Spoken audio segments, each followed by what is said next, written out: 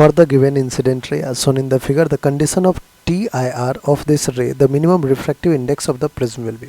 तो जो condition of TIR हमें फुलफिल करना है, सबसे पहले इस सरफेस पे अगर देखें तो एंगल ऑफ इंसिडेंस 45 पता है, हम क्या कर सकते हैं यहाँ पे angle of refraction R find कर सकते हैं यूजिंग स्नेल्स लॉ.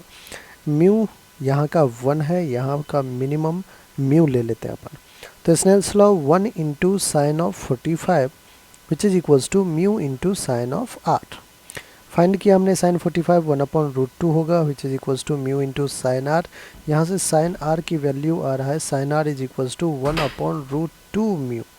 ये साइन आर की वैल्यू आ गया. नेक्स्ट साइन आर आ गया. हमें क्या करना है, टी आई आर का कंडीशन फुलफिल करवाना है. टी आई आर के कंडीशन के लिए अपन देख सकते हैं कि ये आर है, ये हमारा 90 डिग्री है, तो ये क्या हो जाएगा 90 माइनस आर. सो थीटा जो है इसको अपन थीटा कहते हैं, थीटा क्या हो जाएगा 90 माइनस आर. और for T I R, for total internal reflection T I R, theta should be greater than equal to theta C. Theta C is critical angle. अब थीटा सी की बात कर ले अपन.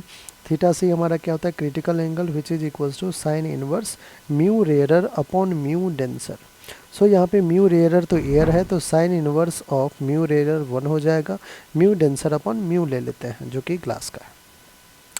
अब थीटा की वैल्यू कितना है, तो आप कहोगे थीटा की वैल्यू तो 90 माइनस आर है. बच्चों theta is greater than equal to theta C है. क्या मैं इसको ऐसे लिख दूँ, sine theta is greater than equal to sine of theta C. लिख सकते हैं sine theta sine of 90 minus R, theta की जगह 90 minus R is greater than equal to sine of theta C. Sine of theta C को हम क्या लिख सकते हैं, यहाँ देखिए थीटा सी क्या है साइन इनवर्स 1 म्यू, तो साइन थीटा सी क्या हो जाएगा 1 म्यू.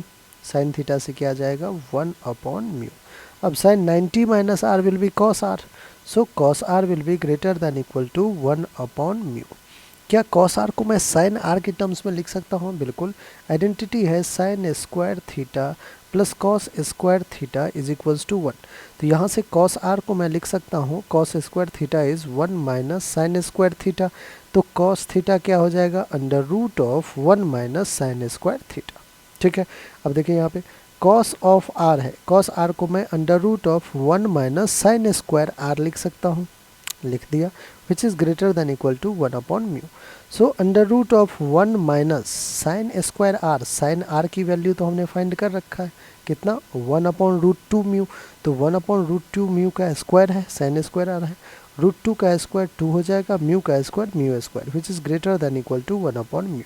अब देखिए लिखा क्या हुआ है हमारे पास कंडीशन कि for the given incident ray as shown in figure, the condition of TIR of this ray, the minimum refractive index of prism will be. minimum refractive index है तो हम लिख सकते हैं कि for minimum refractive index, for minimum refractive index, for minimum refractive index, ये जो हमारा साइन है हम इक्वल का साइन इक्वालिटी यहाँ पे ले सकते हैं. That is under root of 1 minus 1/2 mu square is equals to 1/म्यू लिख सकते हैं फॉर मिनिमम रिफ्रैक्ट. मिनिमम कितना होगा तो इक्वल टू 1/म्यू. Now squaring both side. अब अपन क्या कर रहे हैं बच्चों, बोथ साइड स्क्वायरिंग कर रहे हैं. स्क्वायरिंग बोथ साइड्स, इधर स्क्वायर किया तो 1 माइनस 1/2 म्यू स्क्वायर, इधर स्क्वायर किया तो 1/म्यू स्क्वायर होगा. एक साथ ले लेते हैं म्यू स्क्वायर को, 1/म्यू स्क्वायर माइनस इधर जाके प्लस हो जाएगा 2 म्यू स्क्वायर. एलसीएम ले लेते हैं mu square 2 mu square will be 2 mu square. यहाँ पे 2 आ जाएगा, यहाँ पे प्लस का 1. So 1 is equals to 2 plus 1 3/2 mu square होगा. यहाँ से 2 म्यू स्क्वायर का वैल्यू 3 हो जाएगा, mu square will be 3/2. So mu will be √3/2. Mu की वैल्यू क्या आ जाएगा √3/2.